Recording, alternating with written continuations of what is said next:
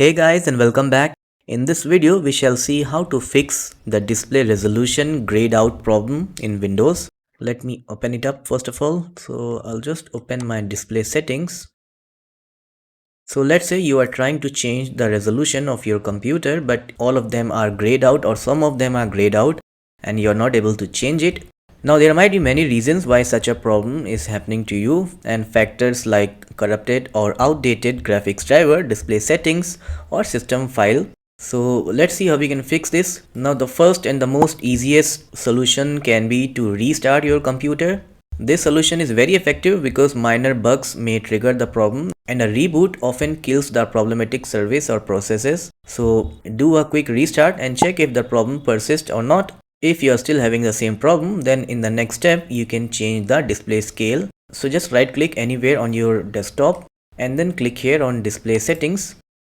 Now scroll down till you find this option scale. Click here. Now if you have selected a mismatch scale for your Windows 11 display, you may encounter a few problems. So in such case, your only option will be to set the scale to the recommended settings. So in my computer 125% is the recommended scale and I have selected it. You can also select the scale which is recommended for your computer and then check if you are able to change the display resolutions. And if keeping the scale to recommended does not work for you, then try to change it to something else. For example, if it is recommended to have 125, you can make it 100 or 150 and check if you are able to access the display resolutions.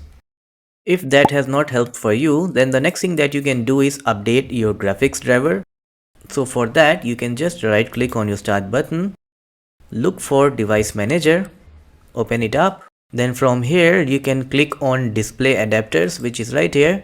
Now there are two display adapter or two graphics card in my computer. First is the Intel UHD Ultra HD graphics, which is the inbuilt graphics card which comes with the CPU. So you can just right click on it and check for update. If there is any update available, you can perform a update and restart your computer and check. Now for any other graphics card that is installed on your computer, you should try to see if there is any update available for that as well. Now there's another detailed video of mine which you can follow to get the make and model of the graphics card that is installed in your computer. Then you can update the driver of your graphics card using the support of your graphics card's manufacturer. Like for example, I have NVIDIA GeForce RTX, so I will just open a browser first of all, then I can type NVIDIA GeForce Experience and I can download this software. This software is going to perform the scanning on my computer to check which driver version I have, and if there is any available update, it's going to do that for me. So the detailed video how to do a graphics driver update is in the description of the video, and then restart and check if that has resolved your problem or not.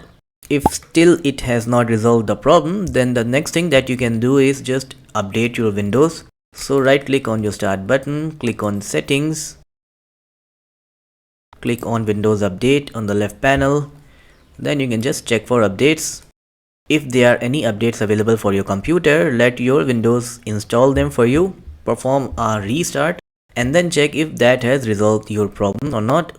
If you are still having the same problem, then run the system maintenance troubleshooter, because this troubleshooter can scan your computer for a wide range of problems and it's going to fix or recommend the solutions. So now to open that, you just have to hit Windows plus R.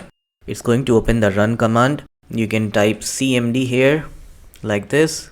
Now to open command prompt with admin privileges, you will have to hit Ctrl plus Shift plus Enter like this, and the Windows command prompt is going to open with admin privileges. This is one way to do that. The other way is very simple. You can just click on start button, look for cmd and then click on run as administrator. In both of the cases, command prompt will start with admin privileges. And then after that, I want you to write one command. I have kept the command in the description of the video, so you can just directly copy from there and then paste and then run like this. Then you have to click on next. and then let the system maintenance identify the problem on your computer. If it finds any, it's going to recommend the solutions to you. Make sure to perform all those solutions before you move to the next step. In the next step, I want you to run the SFC scan, which is a system file checker.